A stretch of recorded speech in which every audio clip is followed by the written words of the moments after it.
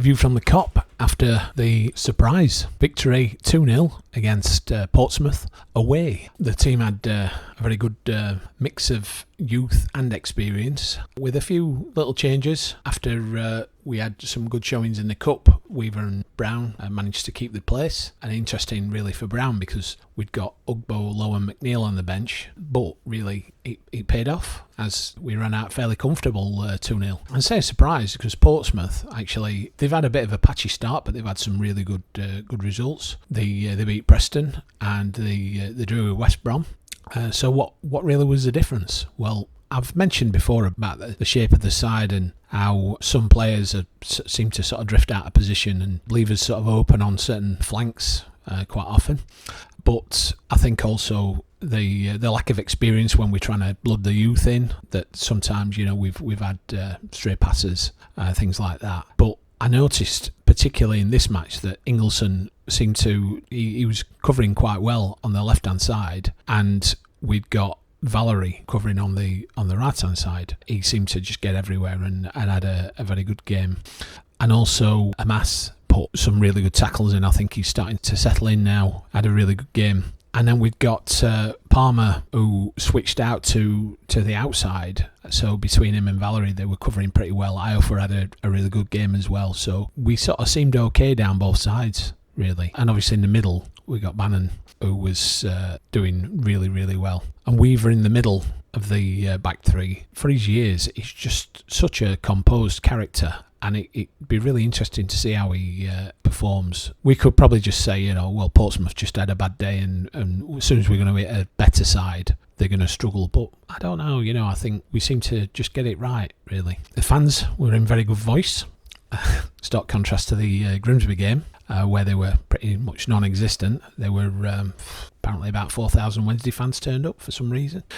We did start off really bright and absolutely bullet-headed by Ingleson. Was well kept out. 10 minutes was really good because the fans got a really good rendition of Get Out of Our Club going, and it was even louder because of the applause coming from the Portsmouth fans. Really, really good. But then just after that, and I don't know whether that seemed to disrupt matters at all, but we got a free kick. Bannon slotted a worldie in. I mean, he was just well placed, didn't really hit it particularly hard, but he just completely wrong-footed their goalkeeper and sent it over the wall. They had a little bit of a spell after that, but nothing too threatening. We seemed to just be able to just deal fine with what they were chucking at us. So first half really was mostly ours, and Bannon got in another good shot, which were pushed wide. And we were putting a lot of effort into running, challenging, supporting others. And I thought that was a biggie, actually supporting others, where we had situations with players perhaps getting into difficult situations, boxed in, or somebody going in for a tackle. There just seemed to be somebody else there just to help them out, which we see a lot from other teams. You know, we don't tend to do it ourselves that well, but I think communication probably was really good in amongst them, just making sure that everybody knew what they were doing and where they were going. And maybe that's something that's happened because of the youngsters coming into the side, that there needs to be that really good communication and stepping up. So we were just